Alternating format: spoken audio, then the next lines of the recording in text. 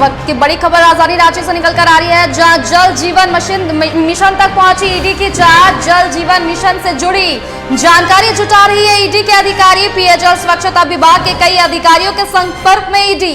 Pipeline घोटाले से जुड़ी फाइल भी जांच कर रही है ईडी। 20 करोड़ का है पाइपलाइन घोटाला। मामले में कैशियर संतोष कुमार की हो चुकी है गिरफ्तारी, लेकिन ईडी इसमें मान रही है और भी नौकरशाहों की भूमिका। ईडी ने कांची नदी पर बने पुल के धंसने की भी रिपोर्ट मंगवाई। ईडी चतरोचट्टी में नल योजना से जुड़ी फाइल की भी जांच कर रही है। और इस खबर पर अधिक जानकारी के लिए हमारे सहयोगी अभिषेक भारती हमारे साथ जुड़ चुके हैं। सीधे उनका रुख करेंगे। अभिषेक, क्या है कुछ पूरा मामला जिस तरीके से ईडी जल जीवन मिशन तक भी पहुंची है और जांच करते हुए नजर आ रही है? देखिए, इन सब की शुरुआत वहां से होती है जब वीरेंद्र राम की गिरफ्तारी होती है। वीरेंद्र राम की गिरफ्तारी के बाद जिन दो विभागों पर ईडी की सबसे ज्यादा नजर थी, वो एक है पेयजल और जल संसाधन। मैं इसको एक में अभी काउंट कर रहा हूं, और दूसरा है ग्रामीण विकास। इन दोनों विभागों का कभी न कभी ताल्लुक जो है वो वीरेंद्र राम से रहा है। इसको आप 3 विभाग भी मान सकते हैं। अब देखिए क्या है कि वीरेंद्र राम का जैसे ही जिक्र आता है, उसके बाद जिक्र आता है मनीष रंजन का। अब मनीष रंजन का जिक्र आएगा तो सुनील कुमार का आप जिक्र ना करेंगे तो ये जिक्र अधूरा रह जाएगा, और जब आप सुनील कुमार का जिक्र करेंगे तो उसके बाद आप निरंजन कुमार का जिक्र ना करेंगे तो फिर ये जिक्र अधूरा रह जाता है। देखिए, जिस तरीके से ग्रामीण विकास विभाग में टेंडर घोटाला चल रहा है, इसी तरीके का टेंडर घोटाला भवन निर्माण विभाग में भी चला है। इसी तरीके का टेंडर घोटाला पथ निर्माण विभाग में भी चला है। इसी तरह का टेंडर घोटाला जल संसाधन विभाग में भी चला, और इसी तरीके का जो टेंडर घोटाला वो पेयजल और स्वच्छता विभाग में भी चला है। 17% तक का कमीशन जो है वो यहाँ के टेंडर के लिए खेला गया।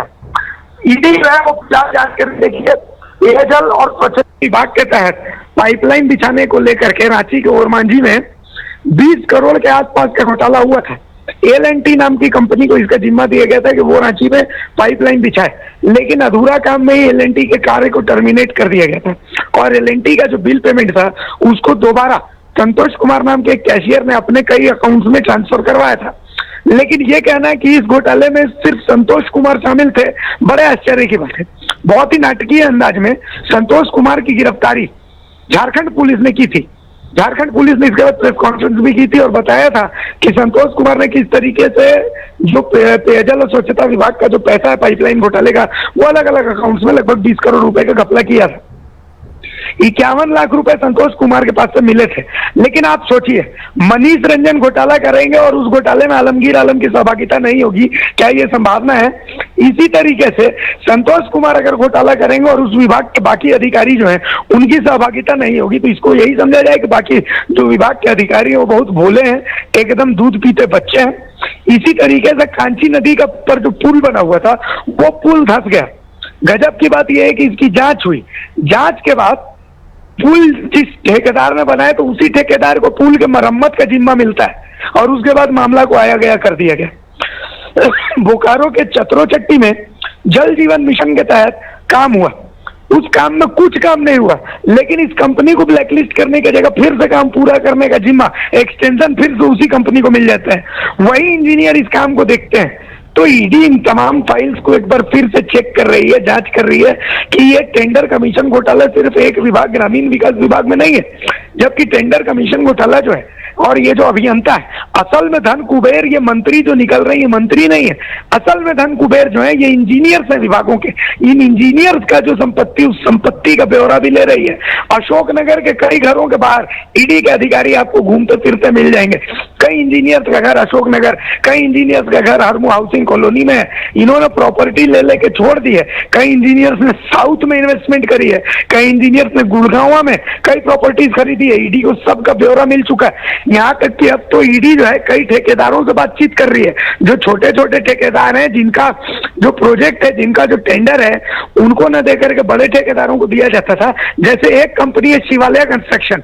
शिवालय कंस्ट्रक्शन का पूरा डिटेल के पिछले 5 साल में 2019 से लेकर 2024 तक ये जो शिवालय कंस्ट्रक्शन है, इसको कौन कौन से टेंडर मिले, किन किन कंपनी को हटा करके शिवालय कंस्ट्रक्शन को घुसाया गया, कौन से इंजीनियर का क्या संबंध है शिवालय कंस्ट्रक्शन के साथ रांची के पुंडाग में किन किन इंजीनियर ने प्रॉपर्टी खरीदी, इन सब का ब्यौरा ईडी के अधिकारी निकाल रहे हैं और बहुत जल्द आपको कई सारे एक्शन देखने को मिलेंगे।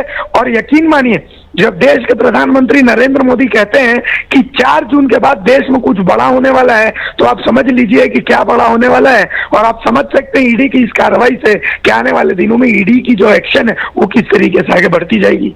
जी बहुत बहुत धन्यवाद आपका अभिषेक, इस खबर पर अधिक जानकारी हमसे साझा करने के लिए।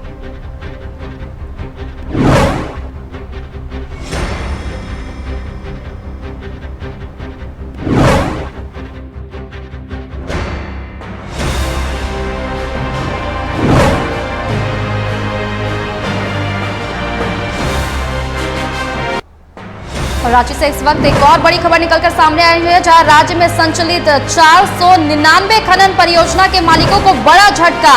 एनजीटी ने 13 सितंबर 2018 के बाद जारी सभी सीटीआई और सीटीओ को किया रद्द। जारी आदेश के बाद 499 खनन प्रोजेक्ट पर पूरी तरह से लगाई गई रोक। बालू पत्थर निकालने पर दर्ज होगा केस।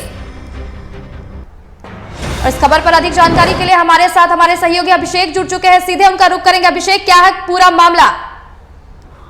देखिए, ये एक बड़ा फैसला जो है ये आया है फिलहाल।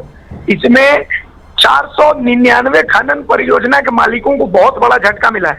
असल में एनजीटी ने 13 सितंबर 2018 के बाद जो प्रदूषण नियंत्रण बोर्ड है या प्रदूषण नियंत्रण परिषद है, इसके द्वारा जारी जितने भी कंसेंट टू ऑपरेट यानी सीटीओ और कंसेंट टू इंस्ट्रूमेंट यानी सीटीई, इसको रद्द कर दिया है। यानी इससे अब 499 खनन प्रोजेक्ट पर पूरे तरीके से रोक लग गई है। इसमें कई प्रोजेक्ट पत्थर खनन से जुड़े हैं, कई प्रोजेक्ट बालू खनन से जुड़े हैं। तो ये जो 13 सितंबर 2018 के बाद मिले जितने ये जो परमिशन है, इन परमिशन को रोक एक बड़े फैसले के तर्ज पर देखी जा रही है।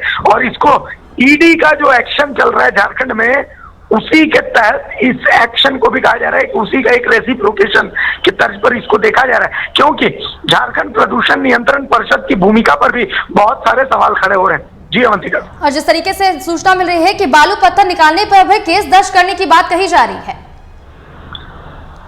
जी, अपना सवाल दोहराएंगे। बालू पत्थर निकालने पर भी केस दर्ज करने की बात कही जा रही है।